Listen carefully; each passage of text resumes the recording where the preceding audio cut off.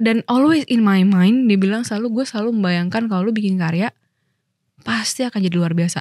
Gue nggak tahu itu datang dari mana tuh, itu iman ya. Sedangkan pas dia bilang gitu, jadi gue yang pressure gitu kan. Jadi aku yang pas pulang, ini kenapa jadi aku yang pressure? Apakah aku mampu gitu? Nah gitu sih sebenarnya. Tapi ada kepikiran.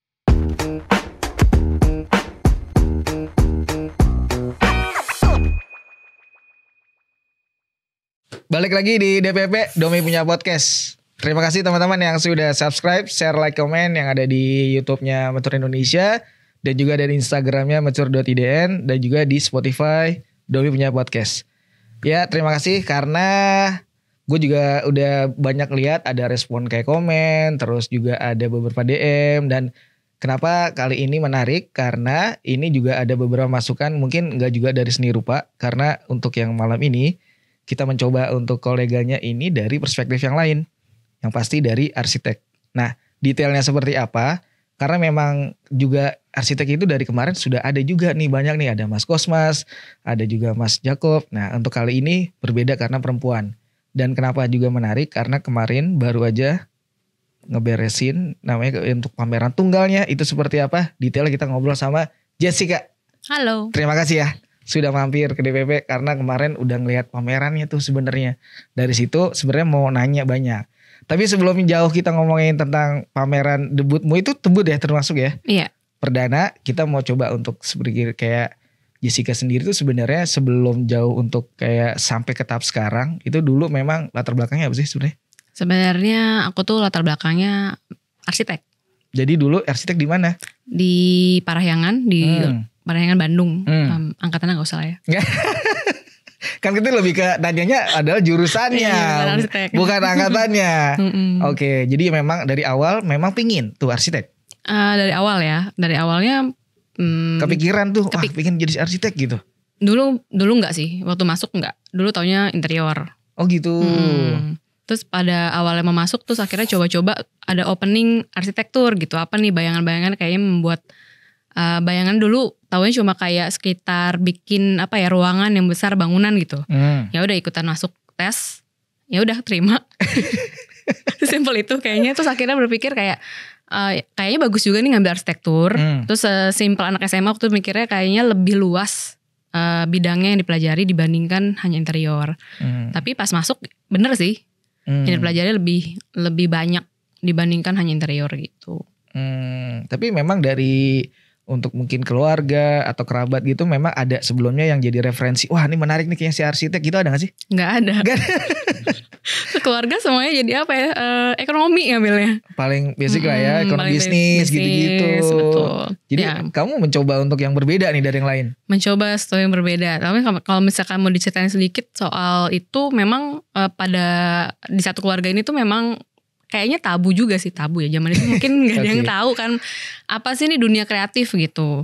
Nah sebenarnya waktu sebelum ke arsitek itu aku tuh punya hobi dari masa kecil. Itu hobinya tuh sebenarnya melukis.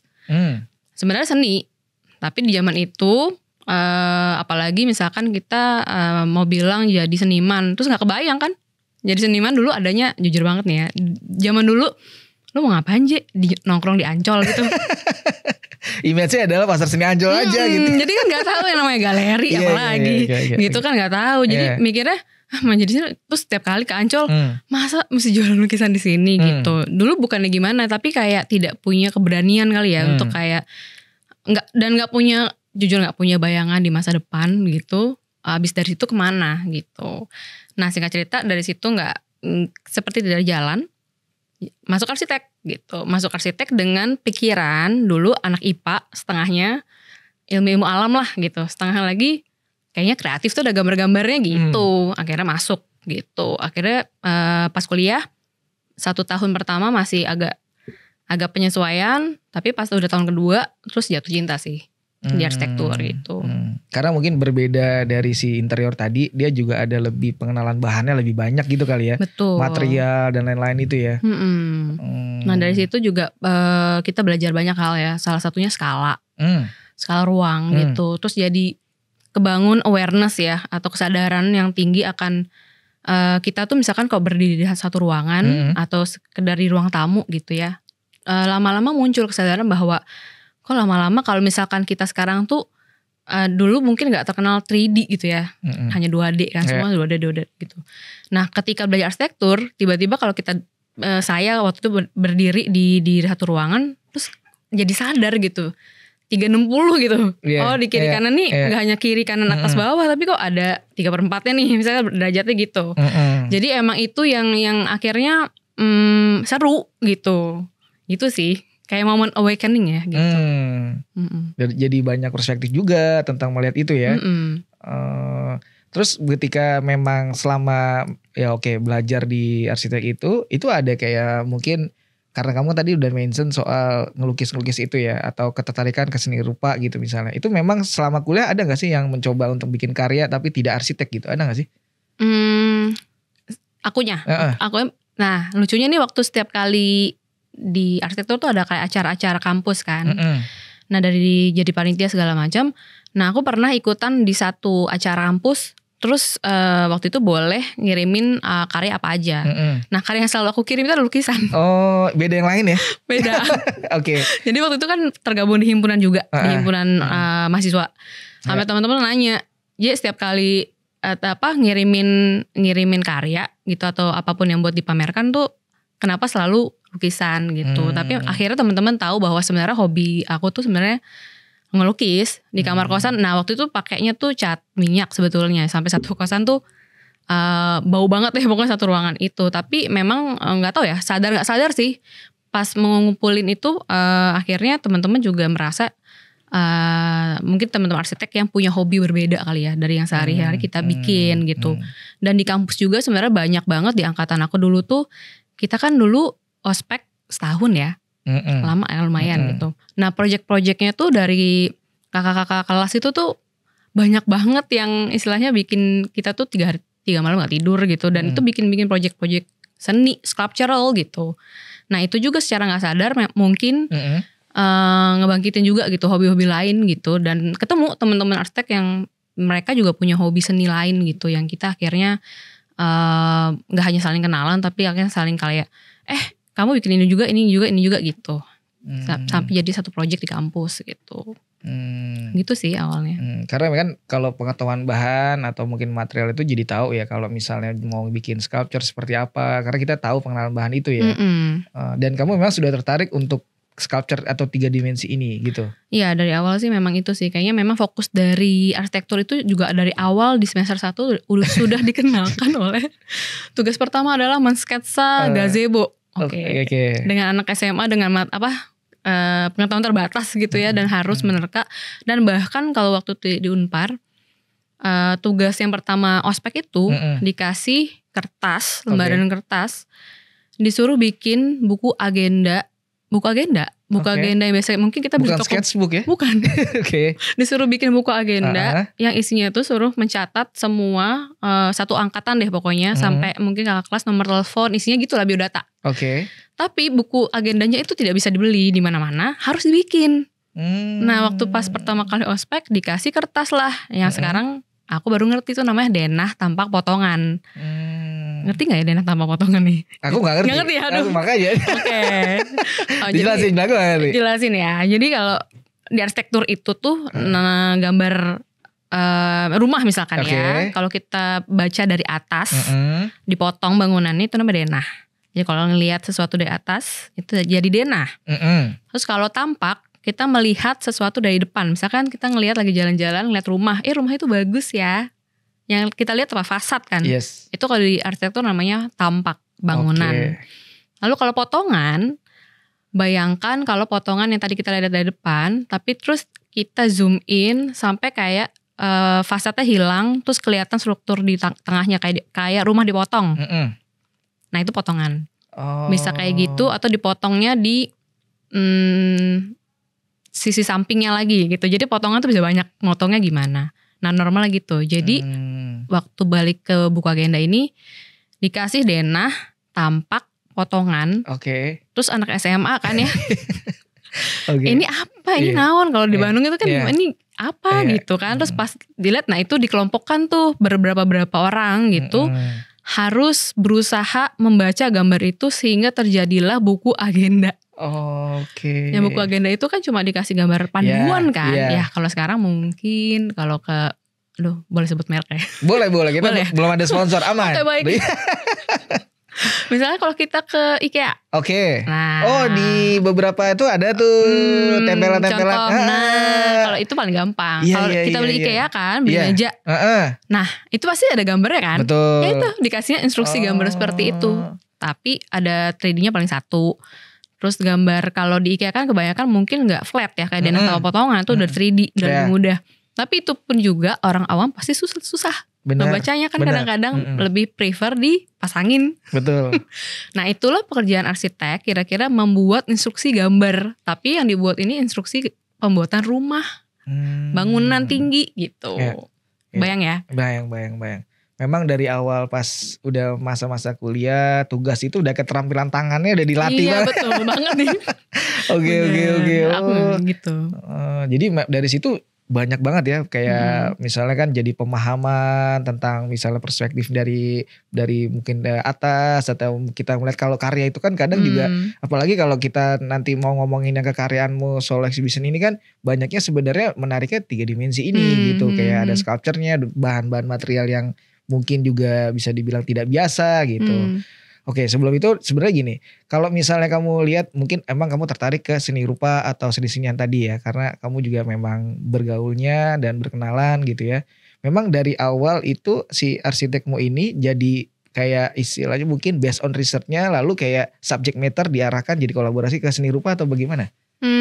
Sebenarnya nggak juga sih, nggak kolaborasi seperti itu, tapi memang mungkin maksudnya kayak jadi bridging ya. Sebenarnya enggak sih, enggak ada niatan seperti itu. Tapi memang kalau dari pas arsitektur ke seni itu tuh lebih gini.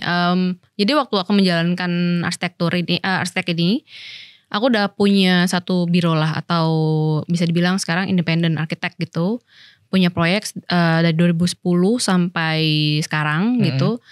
Tapi lalu di 2017 itu tuh aku berkenalan dengan 2015 Di 2015 aku berkenalan dengan yang namanya Windy Salomo. Ada orangnya? Ada orangnya. Lagi dengerin ya. Ada orangnya. Mau dipanggil gak ada bangkunya? Next ya. Pokoknya jadi bergulir ya, nanti to be continue. Iya. Jadi singkat cerita, awal perdananya 2015 tuh aku berkenalan dengan Windy Salomo. Nah, Windy Salomo ini nih dia dengan suaminya seniman, namanya Nu Salomo. Nah, jadi di couple ini tuh aku nggak sengaja sih ketemu memang di komunitas di Bintaro sebetulnya. Nah dari situ kita kenalan. Lalu Windy Salomo ini berjalan waktu di 2017. Beliau ini lagi membuat pameran. Waktu itu pamerannya di Art Sampurna. Butuh seorang desainer lah waktu itu. Ingin dibantu membuatkan satu gerbang gitu, gate di depannya. Ternyata pas dilihat itu adalah gerbangnya pameran seni. Nah aku sebagai seorang arsitek atau desainer waktu itu merasa tertantang gitu ya. Dan of course sebagai seorang arsitek tuh masih berpikir, wah ini sebuah project design di kepala gitu. Jadi tertantangnya adalah kita bikinin kayak gate segala macam, karena arsitektur kan juga suka juga bikin hal-hal yang sifatnya instalasi atau sifatnya ke interior gitu. Nah pas bikin Bu Windy nih, aku panggilnya Bu Windy. Iya. Makanya nggak boleh. Iya. Biar lebih formal ya Bu. Iya boleh. Jadi Bu Windy ini tuh melihat lama-lama seringkali ketika kita rapat atau meeting tuh, Ji lu tuh ada bakat jadi seniman nih gitu. Dia menemukan sosoknya, wah ada emas nih ternyata, ada berlian nih gitu, ada. Iya, aku ditemukan. Oke. Aku ditemukan gitu ya, dari sekian jerami. Iya. Ditemukan. Nah ya dari awal tuh masih kayak intinya menjadi seorang seniman atau menyebut seorang seniman tuh seperti kayak susah banget, atau mungkin sampai hari ini juga kadang-kadang gue udah seniman nih gitu.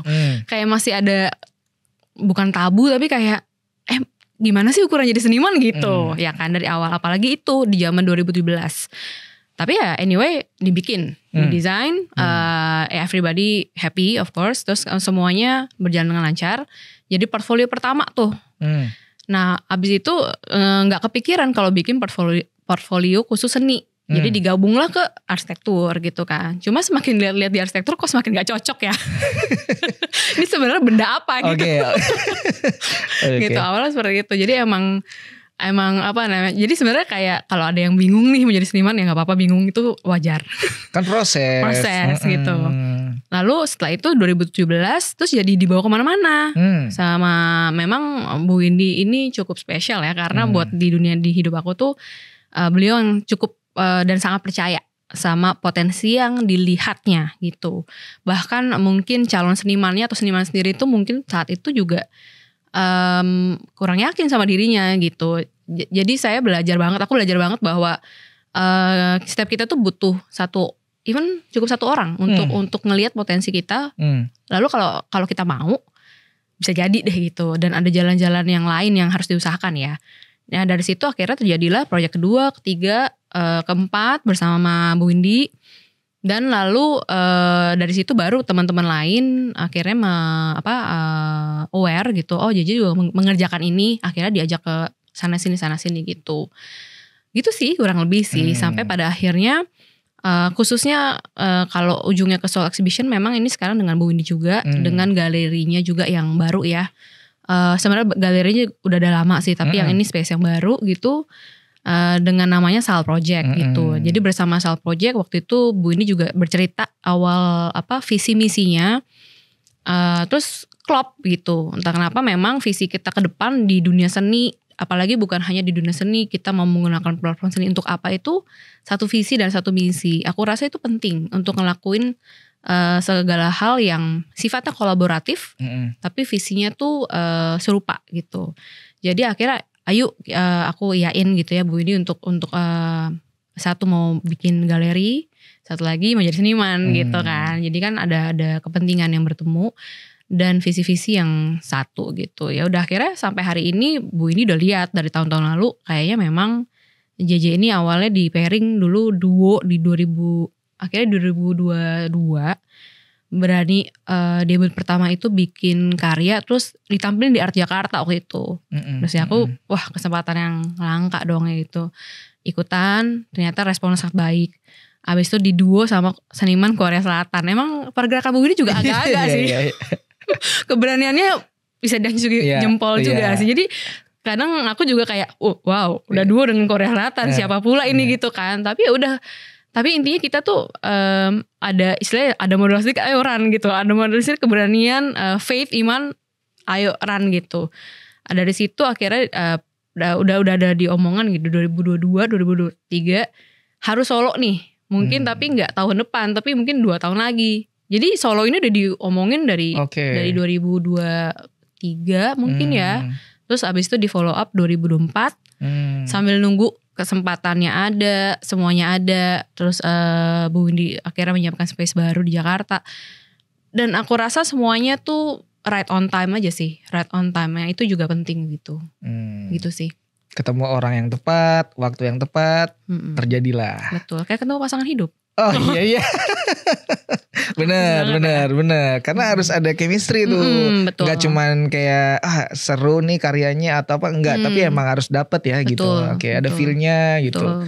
Kayak energinya sama gak sih nih gitu. Oke, sebelum kita mau ngomongin yang Soul Exhibitionmu perdana itu, aku lebih mau nanya adalah sedikit, memang tadi kamu mention kan banyak berkolaborasi atau bekerja sama dengan Bu Windy ini di beberapa project-project, misalnya juga di Art Jakarta. Lalu tadi juga aku melihat ada datamu misalnya kayak ada dari Rokok si Sampurna itu misalnya, itu memang commission atau kekaryaan istilahnya? Kalau dulu sih commission sih. Oh commission, oke. Jadi by order gitu ya? By order ya. Dan kamu memang waktu itu berangkatnya dari pengenalan kayak karakternya dari si mungkin ya ada awalnya dari acara apa tadi Emal ya atau apa sih Sampurna itu? Art Sampurna. Art Sampurna itu berarti kayak memang kebutuhannya adalah membutuhkan satu orang arsitek atau seniman waktu itu awalnya. Jadi makanya kamu kepilih. Waktu itu sih bilangnya desainer ya. Tapi kebetulan memang mungkin beliau melihatnya desainernya ini udah punya rasa seni. Tapi memang pas jadi aku kolaborasi juga dengan Nusalomo waktu itu yang bikin patung ya, karena beliau ini kan pematung.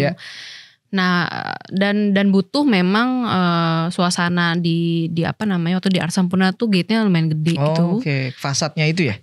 Ya fasad ya gitu. Jadi emang secara 3D juga dibikinnya tuh requestnya khusus waktu itu ada permintaan khusus karena waktu itu kan kalau aku lupa lagi nama majalahnya ya.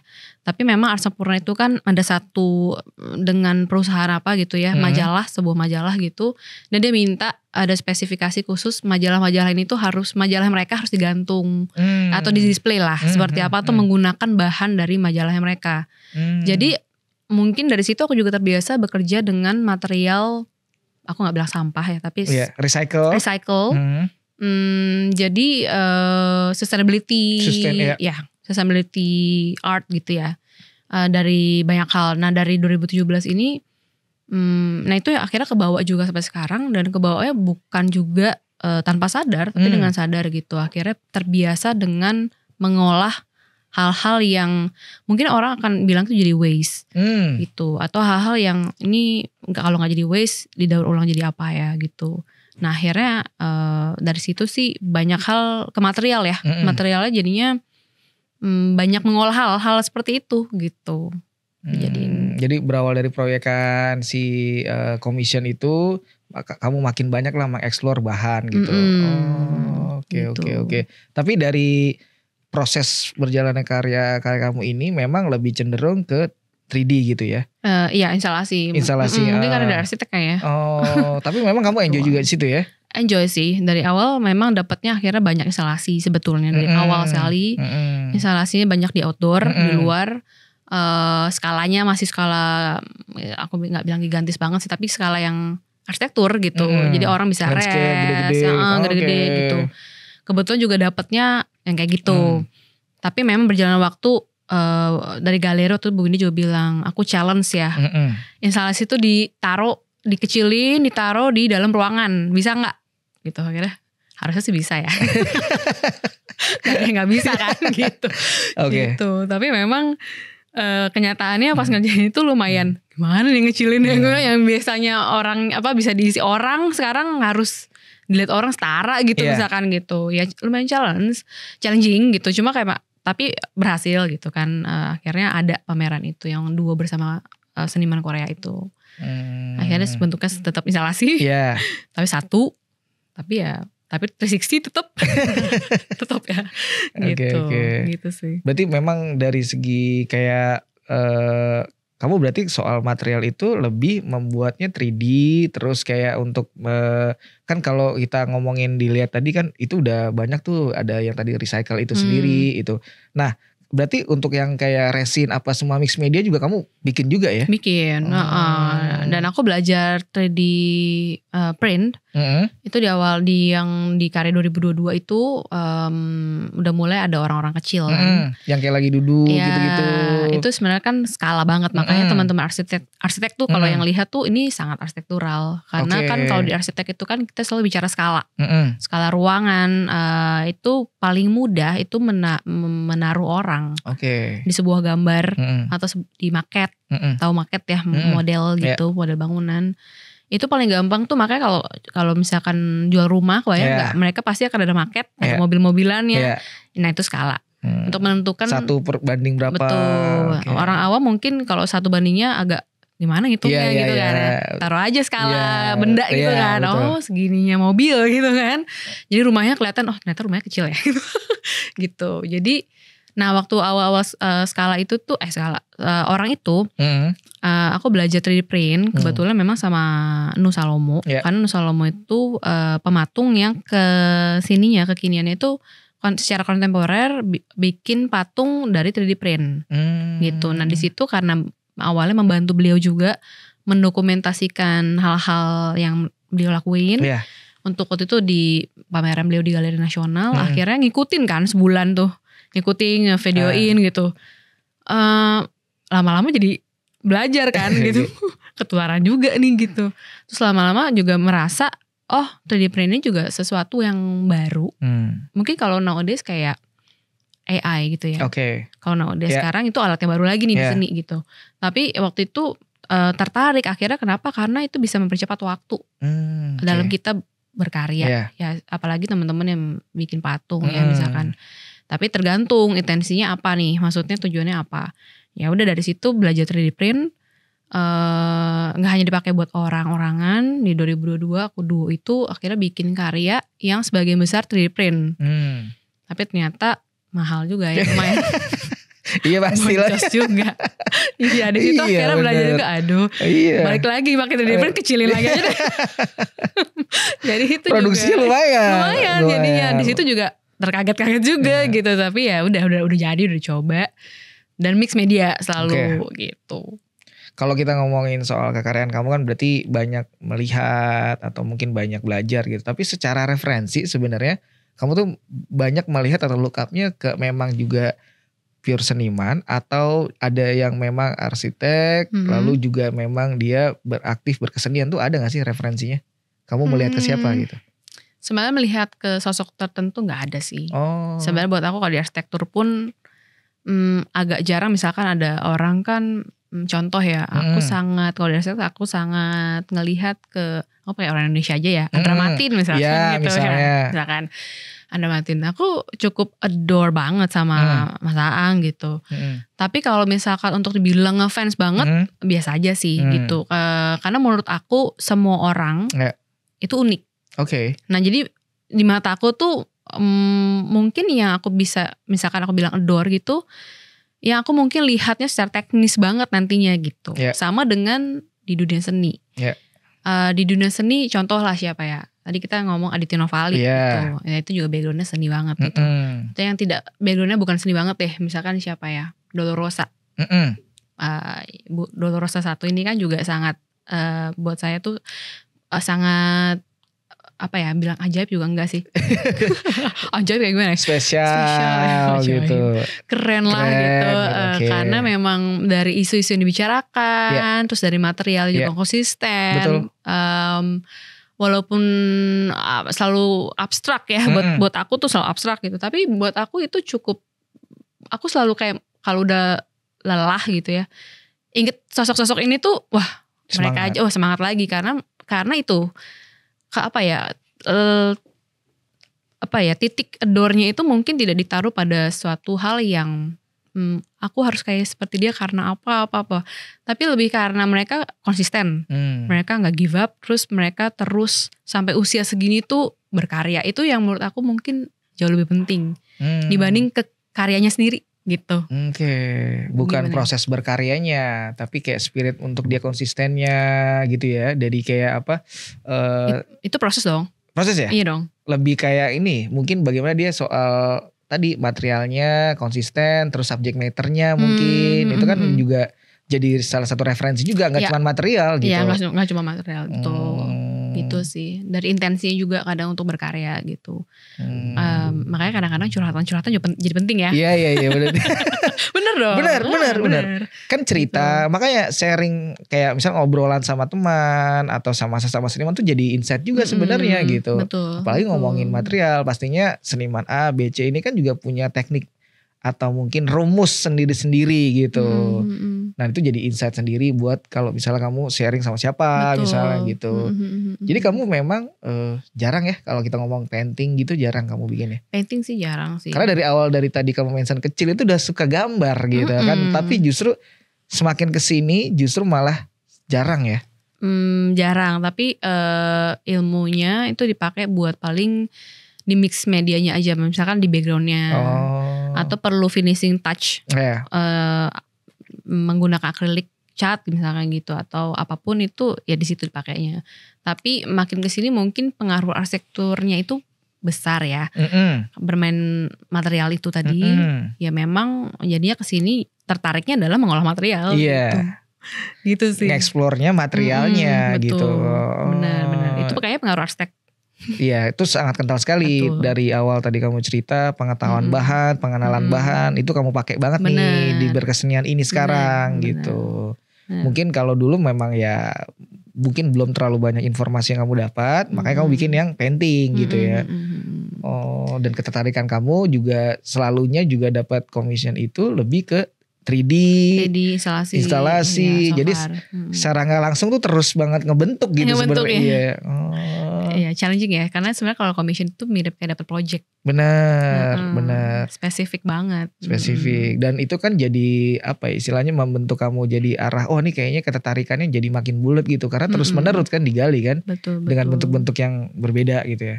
Benar. Dari situ juga sebenarnya jadi ingin cerita soal ini sih, kayak bermain di dua dunia gitu, jadi antara arsitek dan seniman, seni rupa gitu ya. Itu buat aku ternyata menarik sekarang gitu ya, sudah bisa melihat looking back nih, walaupun 2017 mulai berkarya sampai hari ini kan aku bilangnya selalu belum begitu lama lah, masih tergolong seniman baru lah gitu. Itu tapi sekarang tuh uniknya adalah ketika aku berkesenian di seni rupa, teman-teman arsitek nih selalu pengen tahu dan jadi ingin tahu, dari yang belum tahu apa itu seni jadi tahu. Itu senang banget. Karena spirit edukasinya mungkin ya. Yeah. Itu ada di aku juga. Jadi waktu bikin seni di seni rupa ini, bikin karya tuh jadinya mungkin idealismenya bisa lebih full lah dibanding di arsitektur. Kalau di arsitektur itu kan terbatas dana klien. Iya. Ada budget yang sudah ditaruh nih, disesuaikan. Tanggung jawabnya besar ya. Terus belum lagi ada pihak kontraktor, X yang punya.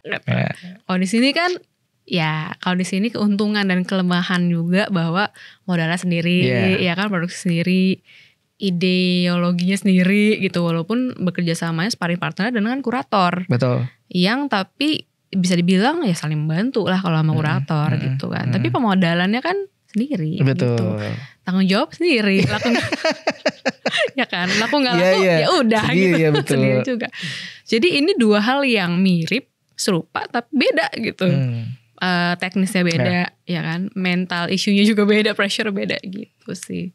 Itu sih serunya. Sedangkan kebalik kalau di seni rupa, lucunya teman-teman seni ada juga kemarin yang misalkan ke galeri nanya gitu, aku nggak tahu sih dia kolektor atau art enthusiast lah. Oke. Dia datang, oh ini bagus banget Jessica gini bla bla bla.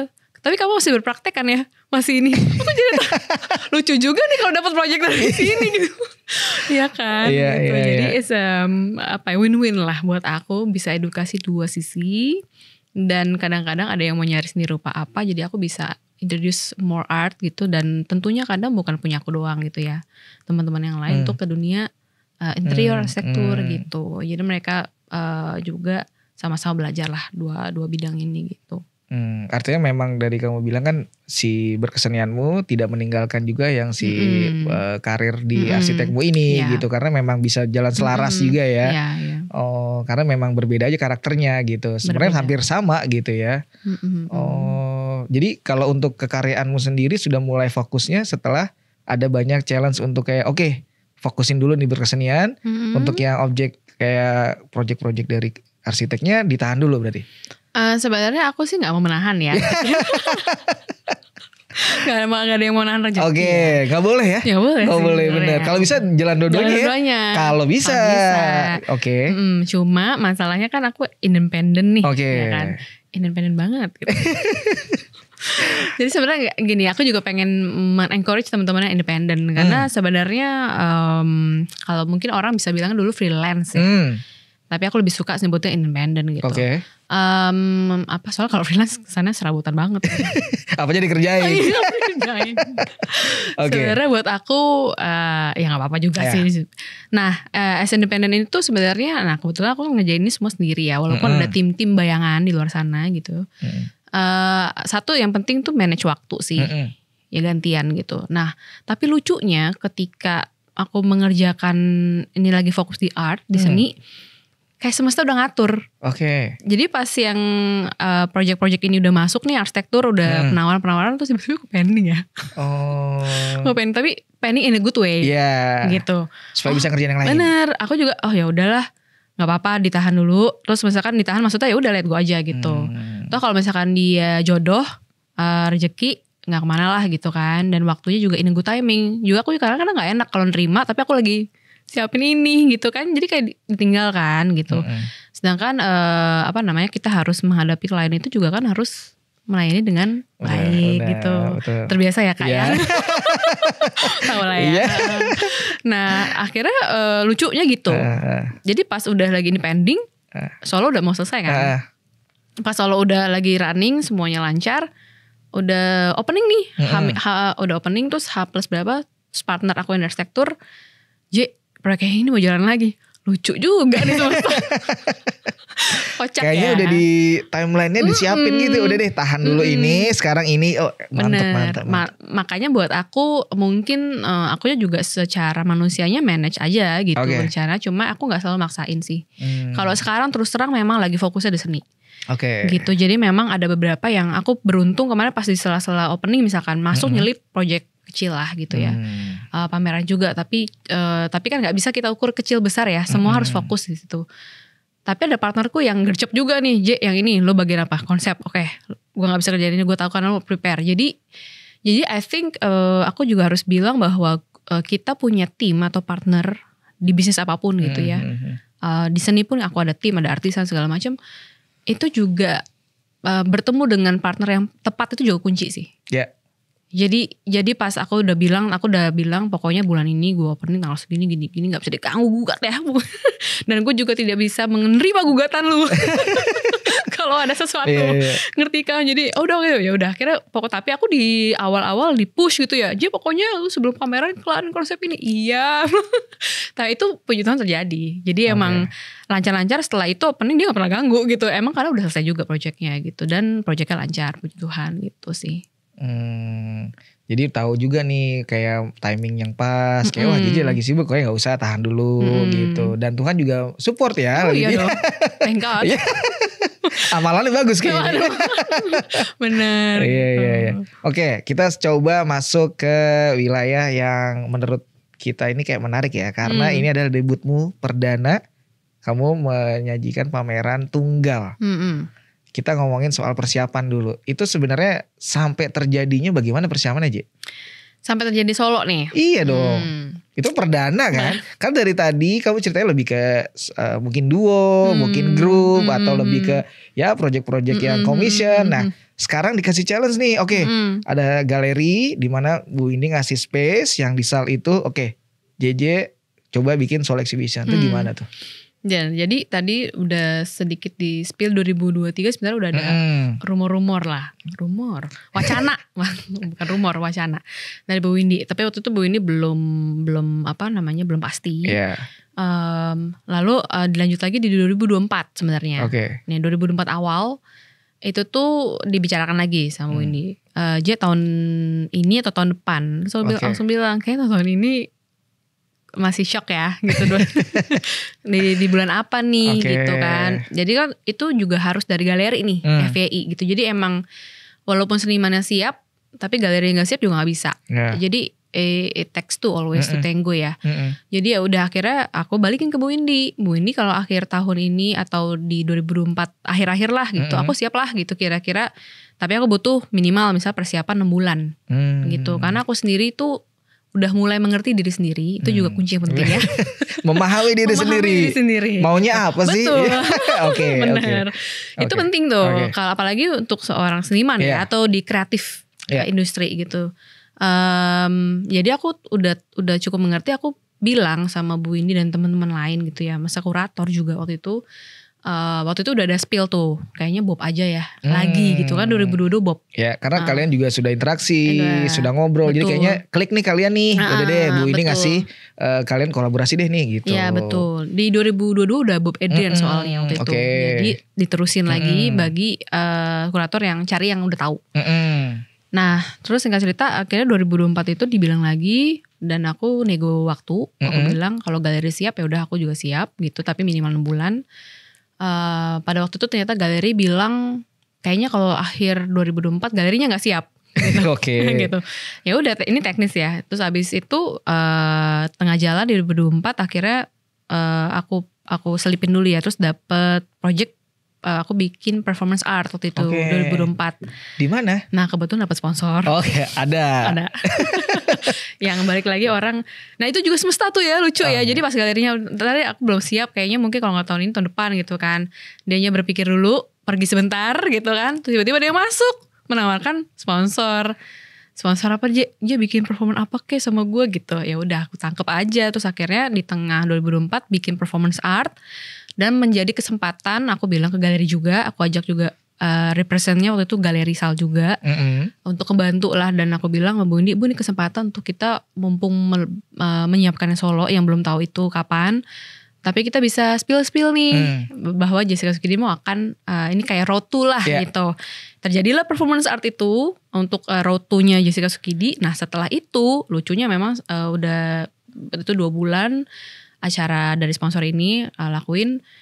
Bu ini dapet kepastian gitu. Terus akhirnya udah confirm nih gitu. Kamu pameran di 2025 ya, bulan apa udah kasih tahu gitu. Nah dari situ awalnya. Nah dari performance art itu selesai, which is aku tetap bawa tema yang sama. Aku dari 2022. Temanya tuh selalu soal ngomongin benih dan medianya untuk tumbuh gitu. Dan aku bawa juga di situ. Jadi aku konsisten dari 2022 selalu bawa tema itu. Tanpa orang mengerti dari dulu ya kenapa aku bawa gitu. Inilah waktunya. Gitu. Jelasin dikit. Karena 2022 itu aku kan bawa temanya tuh tentang benih, literal benih tanaman sama mediumnya itu bisa apa aja sebenarnya, tapi aku spesifik tanah. Karena pada waktu itu aku mengalami kegalauan terhadap semesta gitu. Aku bertanya kepada istilahnya Tuhan gitu ya. Kenapa yang terjadi di dunia ini bla bla bla bla bla. Terus akhirnya aku merasa kayak Tuhan mengarahkan gini, coba kamu perhatiin itu tuh tanaman yang tumbuh di tanah gitu. Abis itu aku observasi, terus aku bilang, oh iya juga ya. Terus tumbuhnya doang enggak. Tapi di situ muncul pertanyaan, terus tanaman ini tuh di bawah tanahnya itu tuh jadi apaan ya? Nah awal dari situ tuh. Akhirnya aku nyasar baca-baca ya sebatas Google aja sih, Wikipedia dan lain-lain gitu, ya sedikit buku gitu, nyasar ke ilmu biologi, nyasar ke ilmu geologi. Akhirnya ngupas tentang tertarik. Terus kalau kan kita selama ini manusia taunya kan nanem, terus tumbuh kan, terus gak ada yang pengen tahu medianya dari mana kan?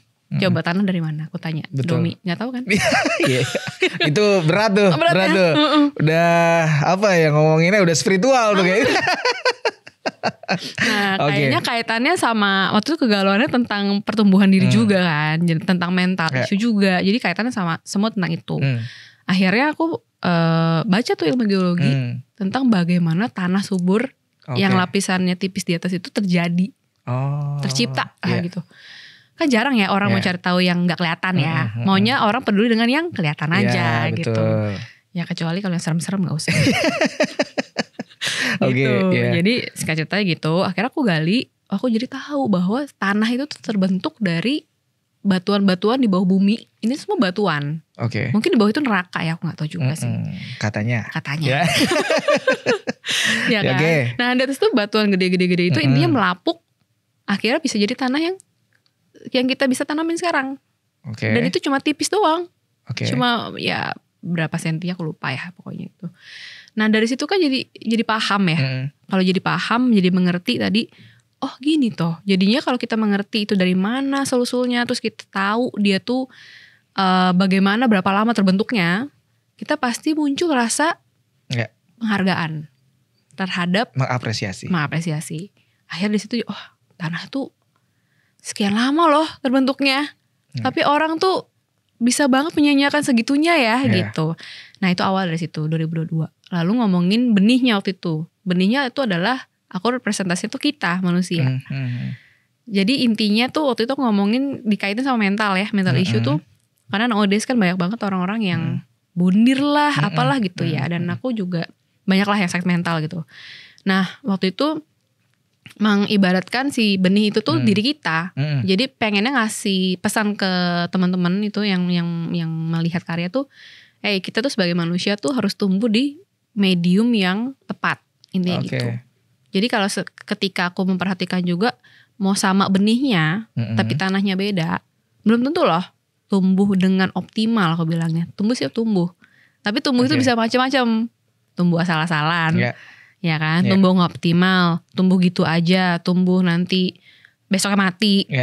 Nah gitulah, jadi berbagai jenis tanah itu, environment itu tuh kita harus aware lah. Nah waktu itu dari situ akhirnya berkembang terus. 2023 aku pameran kecil kolektif bersama 9 teman lain seniman. Itu aku menggunakan pakcoy dari pasar. Paham. Dari pakcoy. Bisa dimasak tuh. Oh bisa. Nah dari reason why I use pakcoy. Kenapa ya? Kenapa aku gunain pakcoy? Karena itu makanan favorit aku. Betul. Dan waktu itu kan temanya pamerannya sustainability again. Nggak tahu ya kenapa suka banget ya aku dipilihin dengan itu, kayak jodoh banget di situ. Akhirnya aku pikir yang paling dekat rumah deh. Atau yang ada di rumah. Oke. Jadi aku kawinkan dengan found object yang aku temukan di rumah, yang aku udah simpen lama. Waktu itu headphone gitu udah aku simpen lama, tapi aku nggak tahu nih headphone kayaknya kok akan terpakai 2 tahun lagi. Beneran. Oke. Dipakai, aku kawin sampai pakcoy waktu itu. Dan ada orang-orang kecilnya juga. Udah 3D print lagi. Nah si pakcoy ini tuh aku awetin, aku ini segala macam gitu-gitu. Nah itu awal juga penggunaan, awal mula penggunaan bukan hanya benih secara simbolik, tapi bener-bener bendanya tanaman gitu. Nah di situ 2023 berkembang ke 2024 aku performance art. Dan performance artnya itu aku bekerja bersama teman-teman yang hebat banget, dari fashionnya, dari performernya itu tuh jadi benih. Oke. Kebayang nggak performer jadi benih gitu. Jadi benih dengan apa ya, sequence scenes-nya tuh semuanya menunjukkan gejolak-gejolak pertumbuhan waktu itu. Asumsi aja gitu kalau jadi tanaman tuh gimana sih pas bertumbuh gitu. Nah 2025. Nah yang sekarang pas solo exhibition tiba-tiba keinget lagi soal tanah gitu. Dan akhirnya 2024 akhir aku residensi di Bali, di Tegalalang gitu. Aku belajar sama seniman keramik. Aku lagi mencari medium yang benar-benar tuh aku pingin ke depannya tuh bukan hanya membicarakan soal sustainability, tapi diri sendiri berperilaku mulai menggunakan hal-hal yang lebih sustainability kan banyak ya sudut pandangnya gitu. Jadi aku lebih mikir yang lebih mudah ditemukan di sekitar kita, lebih ke sana sih. Tapi kalau bicara sustainability, tanah itu sebenarnya paling gak sustain. Kalau udah dibakar itu tuh udah beda ya. Udah beda. Kalau itu mineralnya berubah ya. Ini sedikit FYI. Jangan nanti dipikir nanti besok-besoknya pakai tanah kan sustainability. Gara-gara JJ bilang nih. Beda. Bisa dimarahin aku sama lain. Jadi FYI edukasi aja. Sebenarnya tuh salah satu yang gak sustainability ketika dia udah bakar. Jadi tanah itu dulu tuh waktu ditemukan jadi keramik itu kan gara-gara hutan kebakaran ya. Jadinya orang-orang pada waktu itu menemukan ternyata tanah kalau kebakaran, dibakar tuh bisa mengeras. Tapi sebenarnya setelah dibakar mau dibalikin lagi jadi apapun tuh susah. Kecuali dia didaur ulang lagi, dijadiin, masukin lagi ke adonan yang lain gitu. Itu salah satunya ya kenapa jangan salah gitu. Tanahnya iya sustainability yang belum dibakar. Setelah dibakar different story ya, karena mineralnya berubah. Gitu. FYI itu edukasi sedikit. Nah ya udah akhirnya tertarik ke sana, tapi tetap menggunakan tanah. Kenapa? Karena tadi mudah didapat, dan sebetulnya ketika aku explore tanah, aku jadi teringat dengan quote and quote tuh tema identitas. Nah ini mulai masuk nih ke pameran ya, kayak tema identity atau identitas gitu. Di situ aku mulai berpikir bahwa ketika aku residensi kan aku mencoba menggali tanah-tanah sawah raw, terus diolah, dibakar kan. Nah itu munculnya warnanya beda-beda. Mineral itu bisa keluar jadi bintil-bintil apapun itu, tergantung isi tanahnya itu apa. Keren banget kan tanah itu. Yang sebagai medium tanam dilempar benih, numbuhin sesuatu. Di bawah itu juga ada namanya rhizospheres, itu ada kayak atmosfer nih rhizospheres, di situ isinya tuh kayak sel-sel organisme banyak banget untuk ngebantu tanaman tumbuh hanya di lapisan itu. Tapi ketika dibakar dia bisa jadi benda berfungsi. Jadi maksudnya it's amazing gitu loh untuk ngelihat tanah itu adalah menurut aku sumber kehidupan sih. Selama ada tanah, apa aku bilang selama ada tanah aku percaya banget dunia ini bakal terus running gitu. Nah dari situ awal mulanya pameran itu aku berpikir setelah dibakar kok ini balik lagi ke tanah sawah gitu ya, beda-beda warnanya. Dan it's amazing buat aku juga karena beda titik aja, beda nyampur-nyampur itu beda warna gitu dan beda-beda tekstur gitu. Nah disitulah muncul ide awal tentang aku nyampein ke galeri dan ke kurator waktu itu. Aku pengen ngomongin ini dan mereka langsung nangkep dua-duanya. Ini tuh sebenarnya dari dulu JJ itu tuh yang dulu belum ditangkep ya, nggak ngerti gitu. Kadang-kadang gue juga dulu nggak ngerti sih mau ngomong apa gitu, tapi kok pengen banget teknisnya ngerjain ini. Akhirnya di sini tuh dia mereka sepakat gitu. Dan aku juga baru ngeh bahwa lu tuh ngomongin identitas gitu. Oh iya benar juga ya. Kenapa dari dulu selalu ngeribetin diri dengan gue mau ngomongin ini dulu. Pokoknya orang tuh harus sehat, mental harus sehat. Tapi ternyata memang core-nya itu ada di identitas. Nah yang akhirnya di pameran tunggal ini berani untuk dikeluarkan si tema itu dengan bold gitu. Tentang bagaimana secara umum pameran itu ngomongin soal hubungan antara manusia dengan alam dan dengan pencipta gitu. Dan makanya di pameran ini kalau lihat ya, udah lihat kan Mas Tobi, di situ ada orang-orang kecil-kecil kan gitu. Terus ada dengan tumpukan tanahnya, dengan gantung-gantungnya juga. Gantung-gantungnya. Nah, instalasi itu ajaib ya. Pokoknya. Ajaib ya. Ajaib. Dan itu tumpukan tanah layer-layer dengan eksperimen beragam banget, isi tanahnya 10% ini 10% itu. Dan di sini aku menggunakan tanah lokal waktu di residensi kan tadi di Bali ya. Ini aku menggunakan tanah lokal di 4 lokasi di Bintaro, di tempat tinggal aku sekarang gitu. Sebenarnya ujuk-ujuk hanya untuk menjawab pertanyaan bahwa aku pengen membuktikan bahwa sebenarnya manusia ini tuh tercipta dari tanah, ya kan? Yeah. Seperti tertulis di teks-teks agamawi. Betul. Spiritual lagi. Iya, ya, jadi emang karyanya kayaknya emang banyak spiritual ya, gitu. Okay. Jadi itu in a way mungkin secara gak sadar aku pengen berdialog ya dengan teman-teman, dengan orang-orang gitu bahwa bener gak sih nih teks gitu kan? Ini tuh kita semua terbuat dari tanah. Kalau emang iya, pasti kita semua beda-beda warna, beda-beda unik lah gitu. Which is kita benar beda-beda warna gitu. Ya aku bilangnya selalu sedangkal itulah gitu ya mungkin pemikirannya gitu.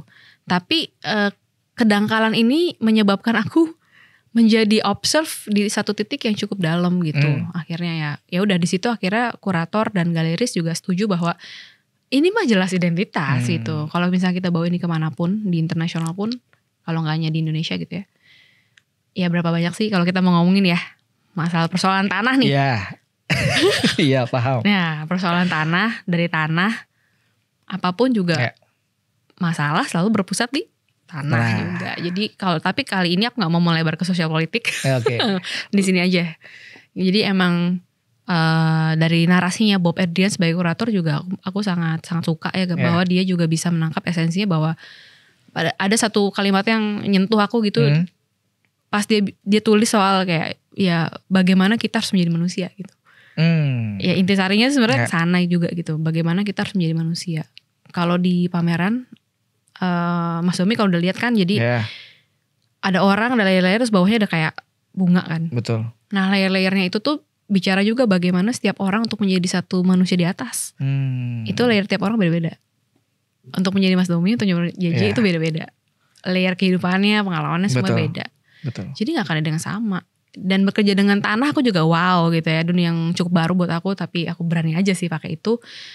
Karena ketika kita masukin tanah gitu dengan segala eksperimen percobaan campurannya, dimasukin ke bakaran, kalau istilahnya kalau di dunia keramik tuh kiln, ke pembakaran ovennya, keluarnya bisa beda banget. Betul. Dan itu suhunya sama. Betul. Tapi bisa beda keluarnya. Itu yang aku langsung yakin gitu. Wah ini sih emang benar-benar teks agama ini gak bohong sih. Kenapa harus benar-benar bohong ya? Enggak sih. Gak ada tujuan menggugat Tuhan, tidak ada. Nah itu tapi aku ngerasa ada satu kontra dialog gitu ya dengan aku gitu. Aku gak masalah dengan apapun itu. Dialog ini jadi menarik kalau dibawa di dunia seni soalnya. Dan hanya di dunia seni yang bisa bikin kita semua tuh berdialog dengan setara menurut aku. Kadang gak ada yang salah, gak ada yang benar sebenarnya gitu. Misalnya gini, apa yang dilakuin JJ tuh udah pernah dilakuin orang-orang di luar sana. Buat aku bukan gak peduli ya gini. Gak ada nothing new under the sun, satu. Tapi aku merasa kadang-kadang hal sebasic ini aja, berapa banyak yang orang tuh mau unjukin lagi ke permukaan gitu. Hanya untuk kita tuh belajar lagi, learning and learning gitu. Kayak aku rasa itu jadi penting di saat ini gitu untuk we are learning something new. Mungkin not new for others, tapi itu new for me. Tapi buat beberapa orang lagi juga jadi important, udah jadi penting gitu. Walaupun hanya quote and quote ya sepermukaan itu. Tapi buat aku dipandang di mata aku juga pada akhirnya nggak sepermukaan itu ya nggak sih, ketika kita ngomongin lagi secara tadi Mas Dobi bisa bilang itu sangat spiritual, ada orang yang sangat mental, bahkan ada orang yang DM ke aku, Kak aku tuh nangis loh ngeliat karyanya, aku nggak tahu kenapa relate-nya apa dengan dia, jadi kan kayak wow gitu sih, gitu udah panjang. Nggak apa-apa, tapi sebenarnya gini, aku tuh memang amazed lah ngelihat karyanya, terus aku bolak-balik liatin, karena kan instalasinya kan itu 360 ya, bisa dari manapun, dari sudut manapun, perspektif manapun gitu ya. Cuman yang aku pertanyakan itu sebenarnya lebih kayak, ini kan sebenarnya kita melihat bahwa galerinya mungkin galeri yang cukup komersil mungkin ya, atau galeri yang mungkin pada umumnya menjual karya gitu ya, atau istilahnya untuk sustain si galeri itu sendiri. Kamu ada kepikiran gak waktu itu berpikir kayak, aduh kalau misalnya aku menampilkan karya ini nanti bagaimana ya respon audiens gitu, sempat ada kepikiran gitu gak? Karena kan ini secara based on risetnya oke banget. Ini ada alamiah secara biologinya ada, ekologinya ada, spiritualnya ada banget gitu ya. Tapi kan kita tidak tahu ngomongin soal market ya gitu. Nah, kamu ada kepikiran bagaimana untuk menanggapi itu gak sih sebenarnya? Atau kamu enjoy bikin aja gitu? Tentu tidak. Penasaran banget. Wah nih makanya aku bilang nih amazed banget nih secara kalau nanti kalau di depanku ada Bu Windy, aku lebih bertanya kenapa berani nih menampilkan. Itu mungkin next session ya. Itu harus ditanya gitu. Kalau aku lebih ke senimannya dulu gitu. Kenapa gitu dan gimana caranya gitu. Itu sih. Kayak jawabannya udah pasti kepikiran. Okay. Sudah pasti kepikiran. Dan mungkin gini, aku juga pengen berusaha jadi seniman yang idealis. Mungkin aku cukup beruntung, termasuk salah satu yang privilege untuk bisa punya 2 bidang yang aku jalani. Yang salah satunya sumbernya tabungan aku banyak dari arsitektur gitu ya. Tapi itu dulu sih. Sekarang mau jadi full time artist sudah merasakan nih kan. Nah, anyway tapi gini, pas ketika aku jadi sekarang kan jadi seniman nih gitu. Itu mulai kerasa tuh dimana kepikiran gimana ya untuk jadi idealis, terus mulai hitung-hitungan gitu kan, data ya real gitu. Terus juga kalau dengan Bu Windy aku mungkin karena udah hubungannya sangat baik sejak lama gitu ya, dan ada keinginan selalu ingin menjadi, aku bilang selalu ingin jadi berkat untuk dimanapun aku berada gitu. Selalu bahasanya selalu pengen galeri juga ingin, aku ngerti lah. Setiap galeri tuh pasti ingin jualan. You know lah ya. I know of course gitu. Kecuali kamu memang komission untuk museum gitu. Betul. Udah beda nih perspektifnya. Didoain aja ya. Amin. Kan nanti nih. Nanti. Step by step. Step by step. Terus aku kepikiran terus terang. Terus aku berdialog biasanya kalau udah agak galau gitu ya. Berdialog tapi tidak dengan kurator. Tapi dengan galeri langsung. Aku bilang, ya aku gak izin. Aku bilang sama Windy langsung aja gitu. Aku diskusi aja, kalau sama dia untungnya tuh terbuka aja semua. Padahal aku bilang enak, udah enak gitu. Gimana ya, aku tuh kepikiran pengen bikin ini idenya bla bla bla bla. Tapi aku menurut Bu Windy gimana? Karena aku kadang nanya gitu tuh responnya, supaya kan lihat tuh dari wajah-wajahnya ya kan. Kelihatan ya. Kelihatan. Misalkan lanjut aja tapi kok sedih gitu ya. Kayak yaudah deh gitu. Kayak itu kok aduh gawat nih kan. Enggak yang bagus gue dukung gitu kan. Tapi selalu aku ngetes nih, nggak tahu deh mereka sadar apa enggak gitu. Tapi pasti aku berdialog juga, kurator juga sama. Aku pancing ini. Kok gini sih Jay gitu. Wah kalau dia agak-agak nih kan gitu. Nah itu sempat terjadi kayak gitu. Tapi menurut aku responnya tidak ada yang mengarah terhadap komersialisasi atau penjualan itu. Tapi aku beruntung dapat sparring partner ya, which is galeris dan kurator yang terutama galeris yang kali ini bener-bener aku ngerasa beliau juga udah step up ready di tahap ini gitu. Karena pas ketika cara aku memberikan proposal kepada mereka tuh aku sketsa biasanya, ya cara arsitek banget ya. Mereka sih sering merasa beruntung gitu kalau senimannya bisa sketsa dan lain-lain ya, karena tahu dulu kan. Terus kadang-kadang aku bikin SketchUp-nya gitu, 3D-nya gitu. Terus aku bilang ini kayak gini, rencananya gini. Pas di Solo ini Bu Windy terutama, enggak sih gue ngerasa walaupun gini doang awalnya ini apa ya ini gitu kan, aduh bingung juga mengartikan gitu. Banyak arti. Banyak arti. Okay. Tapi bekerja dengan beliau itu yang mungkin aku udah beberapa kali aku udah tahu. Jadi sebenarnya terus pas kedua kali ketemu, jadi sebenarnya itu artinya apa ya? Bu artinya apa nih Bu ya? Gak apa-apa, dia bilang jalan aja. I always, dari bahasa dia kalau sekarang I always have faith in you J. Wah itu sih mahal banget ya. Privilege banget. Karena dari awal aku bekerja, aku terus terang aja di sini gitu ya, aku buka-bukaan karena emang udah lama kan. Dari awal aku kerja, dari awal aku bikin gate di Art Sampurna sampai hari aku bikin Solo, jawabannya cuma I have faith in you, I trust you. Udah gitu doang. Dan always in my mind dia bilang gue selalu membayangkan kalau lu bikin karya pasti akan jadi luar biasa.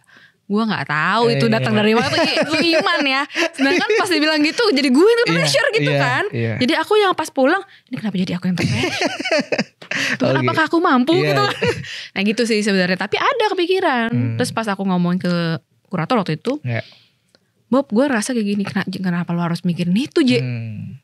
Kalau lo kepikiran itu, nanti jadi buyar nih yang lain gitu kan. Jadi aku merasa harus jadi gimana ya, waktu itu sempet sih positioning jadi agak geser-geser gitu. Justru aku mikir kayak Tuhan help lah gitu, gimana caranya ini supaya aku yakin dengan karyanya dulu nih. Jadi aku selalu membiasakan itu, aku yakin, aku suka, aku dulu nih. Aku yakin, aku suka, aku yakin banget itu bakal bawa sesuatu yang lain gitu. Dan untungnya, nah itu aku bilang tadi di awal, satu visi. Salah satunya ini. Jadi dia trust, gue trust mau kejual atau enggak, dia bilang gitu. Gue pokoknya bangga sama lu. Nah itu sih emang langka sih. Iya. Itu dia. Nah itu sih. Ya aku bisa ceritain apa adanya sih. Ya gitu. Karena memang nggak mudah loh untuk bisa menampilkan karya konseptualmu itu ya, bukan udah kontemporer, konseptual ya kan. Maksudnya ini kan galeri yang mungkin kita tahu ya secara produksian, bagaimana running program itu kan butuh ada sales ya pasti gitu. Nah ketika tadi udah dijelasin, oh ternyata memang balik lagi, ternyata si Bu Windy ini sendiri udah terus sama sosok lo yang memang udah ngerti karakternya dan go ahead gitu. Memang terjadilah dan ternyata memang emes juga gitu, ajaib juga gitu, banyak orang suka. Gue pribadi juga makanya gue sih gue magic gitu ya. Maksudnya secara tempat ini galeri yang mungkin di lingkarannya adalah galeri komersil, kanan kirinya atau sebelahnya itu kan sangat komersil sekali ya. Artinya dan banyaknya juga di mediumnya kanvas. Sedangkan ketika masuk ke SAL ini yang sekarang lagi pameran, ini kan kayak jadi buyar nih, nggak ada kanvasnya, maksudnya banyak dengan instalasi gantung-gantungnya ini gitu, kayak makanya pengen tahu gitu. Oh ternyata ini detailnya, ternyata memang balik lagi soal kepercayaan dan sama visinya dan apa yang lo angkat ini juga sebenarnya jauh lebih menarik dibanding soal bagaimana ngomongin komersil tadi gitu. Thank you loh. Yoi. Makanya gue ada hadirkan lo di sini makanya. Tapi ada nggak respon dari audiens atau kolega lo atau mungkin siapa yang memang pas hari itu datang terus berkomentar, apa mereka pendapatnya melihat karya lo itu? Rata-rata sih sebenarnya harusnya fairnya dijawab oleh mereka. Maaf ya. Jawab sendiri tuh kayak. Tapi yang pernah ini aja, yang pernah sampai ke lo nya tuh apa sebenarnya di kayak KJ ini kayak gini apa gitu, ada nggak sih? Banyak so bertanya. Far sih satu yang bertanya tuh ada juga yang bertanya itu yang kayaknya saking justru banyak bertanya tuh kolektor dan galeris lain. Galeri lain bahkan. Pertanyaan umum.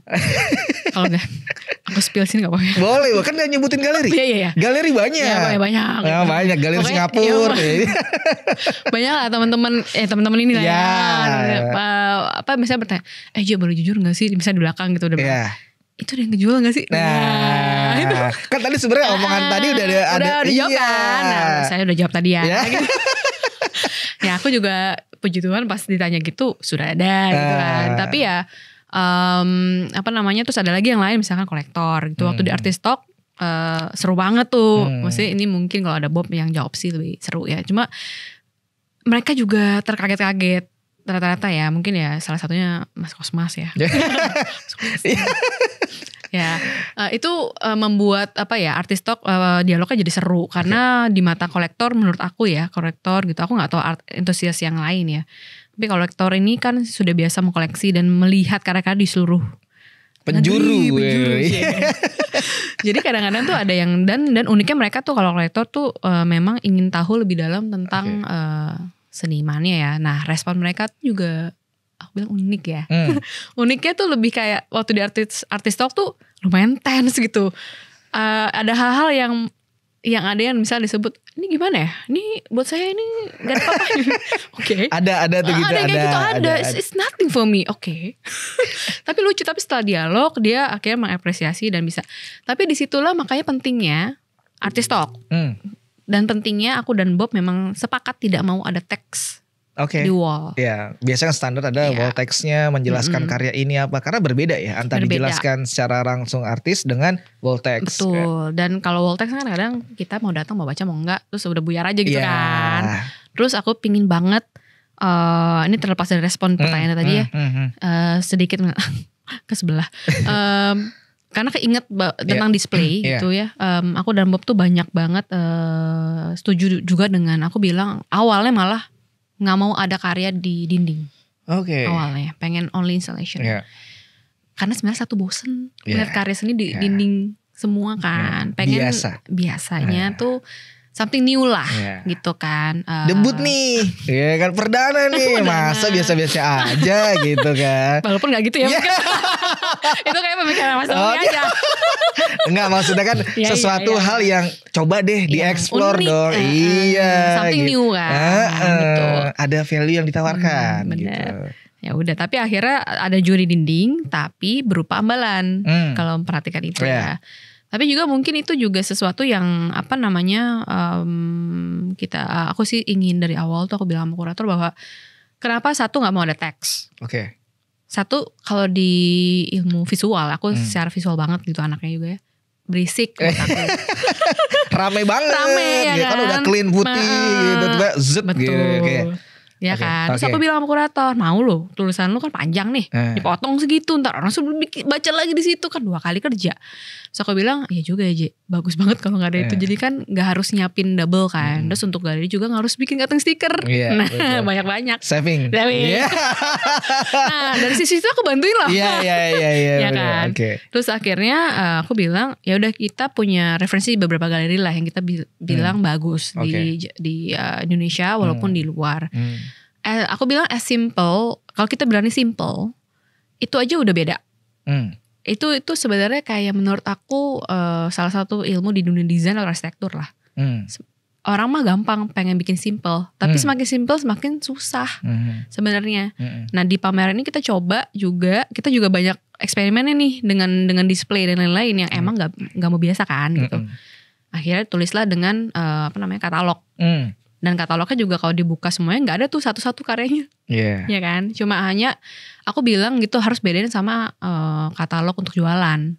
Itu galeri nyiapin sendiri, supaya orang tuh nggak bosen gitu loh ngeliat tuh katalog jualan banget gitu kan. That's the difference juga gitu. Nah aku rasa memang display ini akhirnya kita punya tujuan sebenarnya dari aku kurator gitu ya, terutama satu pingin orang Indonesia tuh lebih baca literasi. Ya walaupun bisa gak berhasil. Tapi kan at least dicoba. Satu satu itu. Dia akan bawa pulang flyer sama e-katalog. Mereka kan gak akan ngerti. Soalnya ngeliat gitu doang, ini isi kepalanya apa nih kan gitu. Mau gak mau kan dipaksa gitu untuk itu. Mudah-mudahan berhasil. Terus kedua, selain kita edukasi bahwa display simple itu pasti menaikkan skala dalam hal presentasi. Makanya tadi bisa orang ada beberapa nih respon arsitek ya, dari respon teman-teman arsitek bahwa ada juga yang graphic designer deh aku sebut ini aja ya. Biasanya mereka yang peka dengan visual nih. Betul. Tes dulu nih pas mereka baru masuk, pas opening di depan, wah ini beda banget J. Nah gitu ada gitu. Wah bener Pak, ketawa nih yang cowok yang bilang gitu. Bener Pak, makasih ya. Ini enggak nih bukan karena karyanya doang, gue yakin dia bilang gitu. Ini karena displaynya nih, ruangannya kamu bikin ini, berapa tuh lightingnya dan jadi it takes all sebenarnya. oh gitu, tapi lebih lanjut lagi, terus datang lagi misalnya arsitek udah pasti ini sangat arsitektural, lu nggak bohong, lu arsitek gitu. Ya kali. Gak percuma lo kuliah arsitek. Iya, gak percuma kuliah arsitek gitu. Kayak gitu kan. Jadi responnya itu. Mungkin ada juga yang gila ternyata backgroundnya kalau teman-teman lain yang non arsitek atau non grafis gitu, visual gitu, wah ini kayaknya ada rasa yang berbeda nih gitu. Setelah dijelaskan bahwa latar belakang arsitek, mereka baru ngeh gitu, baru wah emang ya kalau misalkan dari non bidang seni rupa gitu ya, salah satunya aku arsitek itu, ini kali yang bikin beda kali ya gitu. Nah itu sih respon-respon yang aku terima gitu. Secara umum tuh mereka pada terkesima sih ya, puji Tuhan gitu, dengan hal-hal yang mereka ada yang bilang refresh banget ngeliat pameran ini gitu-gitu sih. Itu aja sih, aku rangkum aja ya. Kalau lama-lama nanti aku jadi nggak, itu kan tadi kamu ceritain sendiri. Lebih yang oke. Oke, kalau yang kurang oke ada nggak? Ada. Nah, ya, tadi aku udah spill. Ya.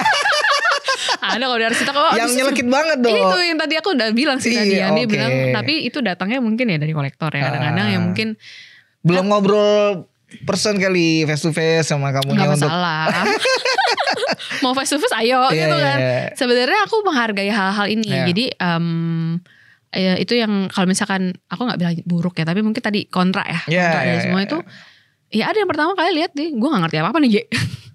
Ada yang buat dia kayak gak ngerti apa-apa dalam arti yang paling nyelekit itu, it's nothing for me. Oke. Aku senyum aja sih di depan aku dan kurator. Gak apa-apa juga, gitu. Kan gak harus semuanya harus gitu. Tapi abis itu kan ngobrol kayaknya. Nah itu aku senengnya juga gak ada teks di awal. Jadi orang dateng kan rasa kan yang diuji dulu gitu ya. Itu biasa visualnya kita dulu. Terus ya kedua terus rasa ya, relate atau enggak. Nah itu juga aku bilang, akhirnya aku jawab gitu ya. Masalah misalkan ada juga yang jawab gini, J kenapa kamu bikinnya gitu. Oke, aku pengen jawab sih, kenapa gak kamu jadi seniman. Dibalikin gampang aja. Kenapa gak lo aja pameran nih? Gitu. Ya sebenarnya kan itu kan gak bercanda lah ya. Ya paham. Cuma dalam hal ini kan ada orang yang benar-benar juga kayak, kenapa kamu bikinnya, misalkan aku kan cerita tadi soal identitas dikit ya. Aku sebenarnya awalnya aku tuh punya masalah dengan identitas aku nih, dengan muka aku. Aku bilang gitu, I don't like being Chinese. Tapi itu dulu ya. Tapi itu kan aku ceritain tuh di Artistalk kan. Aku segala macam bla bla. Makanya kenapa temanya tuh aku bicara soal identitas. Karena kan untuk ngegali kenapa sampai sana tuh pasti ada trigger awalnya. It's very personal, tapi ya sekarang nggak terlalu personal. Cuma ini perlu dibicarakan gitu. Ya udah, akhirnya dari situ dia bilang, oke, kalau misalnya kayak gitu kenapa kamu bikinnya gini A B C gitu-gitu kan. Nah itu juga hal-hal yang aku bisa respon, tapi juga tidak menyalahkan dan tidak membenarkan gitu. Misalkan kayak jawaban, it's nothing for you, it's something for others. Gitu. Gampang banget jawabannya. Dan aku juga menjelaskan kepada gini, aku nggak pernah bisa maksa orang untuk menyukai karya seni sih. Iya kan, itu very personal, pasti.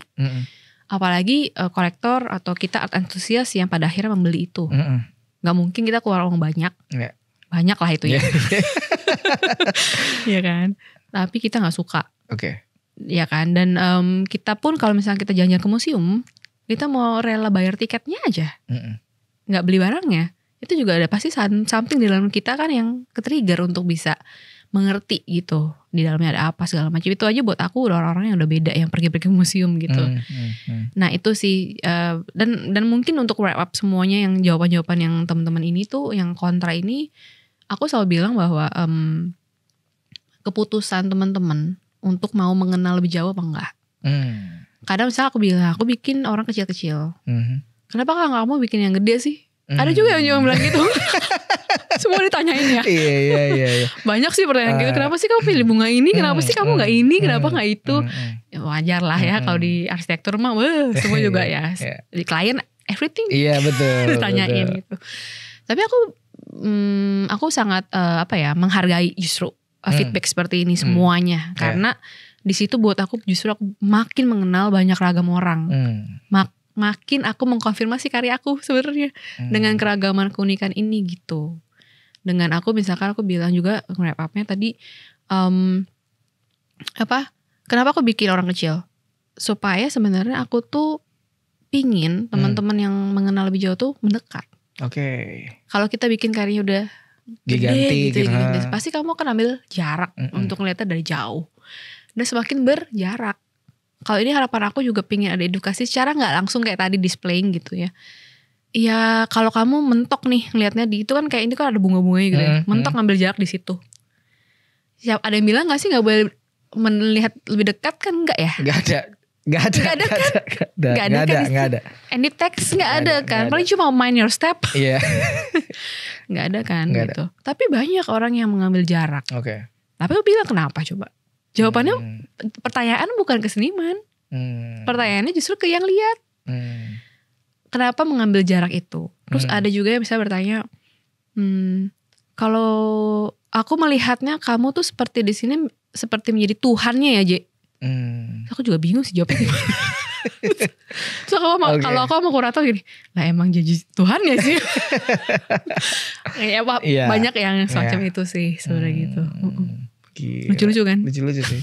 Tapi memang kalau pas ya, bisa aku datang sendiri, pas aku lihat sendiri itu memang magic banget, artinya berbeda dari displaynya pasti tadi kan. Terus bagi tadi ngomongin layoutnya, terus nggak ada wall textnya, itu emang udah something kayak new dengan yang sebelum-sebelumnya atau kanan kirinya gitu. Jadi secara visual memang sudah takjub, tapi memang yang aku pertanyakan adalah emang ngomongin apa sih? Makanya aku tadi tanya dan terjawab gitu. Ternyata dalam juga gitu risetnya, terus ya, apa sih yang mau diangkat gitu. Jadi kalau tadi ada yang mungkin kontra, dia belum dengar tadi. Suruh dengar aja nanti. Iya, karena memang ini kan tidak, mungkin kalau di wall text itu dijelaskan detail itu belum tentu juga bisa nanggap sih. Iya belum tentu, makanya memang kayak di tulisan yang kurator tulis. Aku tambahin sedikit ya. Jadi sebenarnya kalau Mas Domi kan ngeliat tuh ada kayak bentuknya beda-beda. Sadar gak ada kotak segitiga. Terus aku bilang apa silinder ya. Itu juga ada perbedaannya maknanya. Pemaknaannya beda banget. Jadi kenapa kotak ditaruh di bawah. Itu judul serinya tuh namanya Grounding. Grounding kotak. Nah itu mewakili society atau rakyat-rakyat yang sebenarnya tuh identitas-identitas yang terbentuk dari social culture. Kenapa makanya bentuknya kotak. Kalau di seni rupa itu aku juga belajar dari kurator ya gitu. Ya, bentuk kotak segitiga silinder tuh juga ada pemaknaan yang lebih dalam. Jadi simbol-simbol ini tuh kenapa kotak di bawah, grounding di bawah, itu tadi kita terbiasa terkotak-kotak. Itu yang terpikirkan di pertama di aku, kenapa aku bikinnya kotak. Social judgment, social justice. Nah, lama kita ngomongin ini nih, social judgment gitu kan, terus kayak agama, apa segala macam, kultur, sosial budaya lah intinya. Di bawah tuh ngomongin itu, makanya bentuknya tuh kotak. Terus yang menggantung tengah tuh silinder sebenarnya kedua, yang agak di pojok gitu ya. Nah itu cuma 5 tuh itemnya. Nah itu ngomongin apa? Itu ngomongin waktu. Itu makanya round. Roundnya tapi gak harus bulat tuh ya. Bulat cuma 1. Yang exactly bulat cuma 1, yang lainnya silinder. Itu ngomongin tentang time, waktu siklus gitu. Bagaimana manusia tuh selalu berputar dari siklus itu. Terus kalau misalkan dilihat lebih dalam tuh ada di silinder itu ada 5 orang-orangan yang dari bersimpuh, tiduran sampai berdiri lagi. Dan semua orang itu tuh ada maknanya gitu. Kenapa? Mungkin ada orang yang relate ketika dia harus bersimpuh itu kan seperti orang berdoa ya, atau berserah. Nah judul karya yang silinder ini surrender emang. Jadi tentang waktu. Jadi aku berharap tuh surrender itu all the time gitu. Kalau tadi bicara budaya, ini soal surrender. Yang segitiga itu judul karyanya Gunungan. Gunungan tapi yang ini tertidur ya.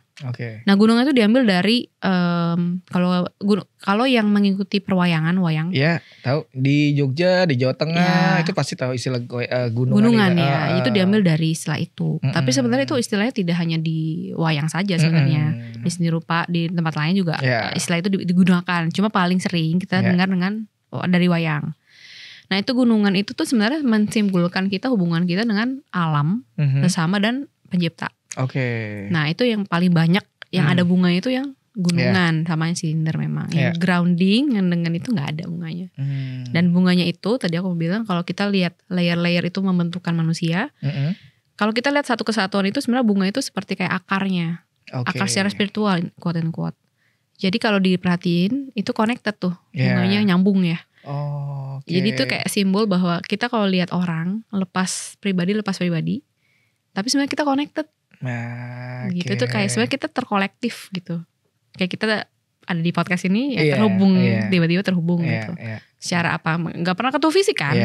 Gitu. Nah itu sebenarnya kayak aku semua mau bilang gitu bahwa itu kan semua menjadi manusia itu faktor banyak gitu. Dan kayak semua faktor itu emang ya beda-beda. Dan aku mungkin ada orang juga yang bilang karyanya tuh ada yang tadi bilang kompleks jadi simple, dan simple kalau dikompleksin. Tapi ini benar-benar ada juga yang aku setuju bahwa karya ini tuh menjadi look simple katanya.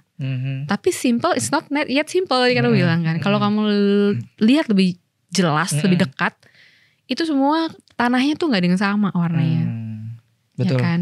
Dan yang ditunjukkan adalah imperfectionnya. Karena itu sebenarnya the beauty of being a human gitu pada akhirnya ya. Aku orangnya perfeksionis banget. Di arsitektur aku sampai sakit-sakit loh. Gara-gara kusen gak lurus. Tapi di seni I learn to accept the imperfection itu sendiri. Jadi itu sih sebenarnya pemaknaan. Nah itu isi katalognya itu tadi aku cerita. Supaya malas baca, mendengar aja gitu nanti kan. kalau karya lo kemarin itu ngomongin apa? Kasih aja link nih ntar gitu. Iya kan. Makasih loh Mas Dom. Jadi sekarang punya katalog yang bisa didengar, ditonton. Iya, bisa didengar, bisa ditonton gitu. Ya benar. Gitu. Gitu. Jadi pemaknaannya dalam sebenarnya ya. Dalam itu semua identitas ya makanya. Iya kan. Satu lagi deh, boleh gak? Boleh dong, boleh lah. 4 jam gua gitu. Nggak, tadi aku lupa jelasin orangnya. Nah orang itu ada total tuh karya ini kan sebenarnya hampir 50 piece yang di galeri. Ada yang ada orangnya, ada yang nggak ada. Nah yang nggak ada orangnya itu namanya Genesis 1 yang kalau sadar di sebelah kanan itu yang kayak mixing warna semua itu tuh nggak ada orang. Itu Genesis 1 karena masa penciptaan. Nah terus yang lain-lain adalah artist proof sama mock-up awal-awal yang proses belakang itu. Nah yang orang kecil ini itu tuh aku observasi dari orang Indonesia.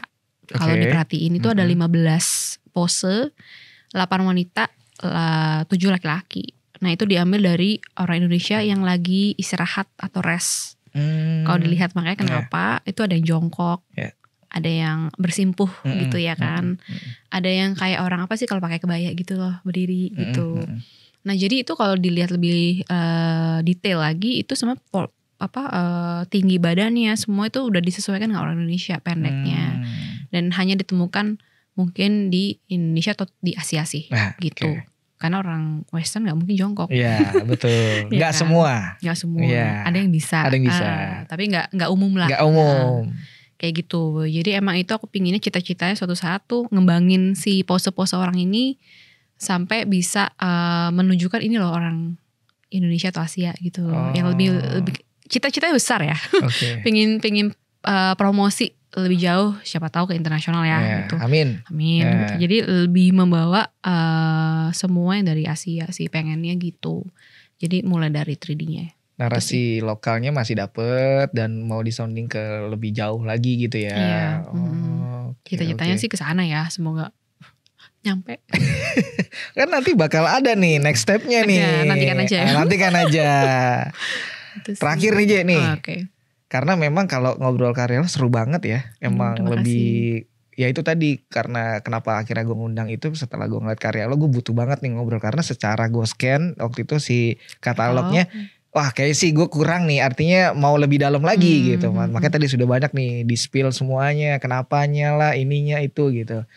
Tapi sebelum berakhir sebenarnya lo sendiri dari kekaryaan lo kemarin ini merasa bahwa ini masih terus berkembang atau memang ada gimana nya misalnya kayak kayaknya emang udah mungkin buat yang next project ini beda lagi temanya atau masih akan relate dengan sekarang ini gitu. Sebenarnya kalau misalkan tema aku selalu bekerja dengan mengandalkan tema sebelumnya sih.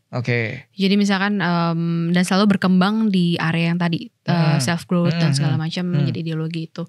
Aku rasa ke depan aku akan terus kembangin sih tema ini satu, tapi kemana bentuknya itu sambil jalan nanti aku growing kemana itu ikut kemana. Tapi aku rasa tema tentang identitas sekarang kan baru kita bisa bilang identitas sekarang. Kalau sebelum-sebelumnya self growth gitu kan. identity aku rasa ya emang itu dekat dengan kegalauan aku juga, kegelisahan aku di dunia ini, kayaknya akan lanjut terus di situ. Cuma bentuk karyanya biasa aku beda-beda gitu. Tapi pendekatan yang kali ini mungkin penggunaan tanah akan terus dilanjutin. Nah hanya itu, bentuknya seperti apa, apakah habisnya aku bikin gigantis, apakah performance art lagi gitu, aku gak tahu. Jadi memang banyak aspek yang juga aku nantikan secara semesta gitu ya. Aku dipertemukan dengan siapa, di mana. Aku rasa itu semua penting sih. Ya cuma aku yang yakin aku pasti tema dan pengguna material tanah kayak bakal terus aku lanjutin sih. Gitu. Jadi akan berkolerasi terus ya dari awal 2002 itu sampai sekarang sampai ini. Sekarang, betul. Nantinya nextnya juga akan tetap gitu ya. Betul. Karena memang kecintaan lo dengan material ini sepertinya ya. Tanah ini memang banyak arti ya. Iya pada akhirnya aku menemukan itu gitu kan ya. Dan juga jadi karakternya kali ya, bisa disebut gak sih? Bisa sih. Ada juga sih satu tuh kolektor yang jangan berubah ya semuanya terus. Pokoknya semuanya berbau tanah. Serem juga ya gitu. Ada yang mau nyoba tanah kuburan. Nah makanya wah nih mistik lagi jadi spiritual lagi gitu ujungnya. Wah, spiritual yang lain tuh. Iya makanya. Ikut-ikutan aku. Tapi kan semua akan kembali. Itu udah makanya semua akan kembali. Itu dia. Gitu dia. Terima kasih ya. Thank you. Ini sama-sama. Udah ada gak lagi yang menurut lo perlu dibagi? Lo mau berbagi informasi apa gitu gak sebelum berakhir, ada gak? Apa ya informasi? Mungkin ada info yang kayak lo juga kan sebenarnya ini kayak sesuatu hal yang baru, artinya udah mulai fokus sebagai memang seniman ini gitu ya di kesenirupaan. Karena kan pastinya ada banyak pikiran. Nah itu mungkin teman-teman juga di sana juga sama, punya hal yang sama gitu. Ada gak sih sebenarnya kayak lo yang membuat lo jadi kayak oke, gue yakin tuh apa gitu? Jadi multimedia, jadi artis gitu maksudnya.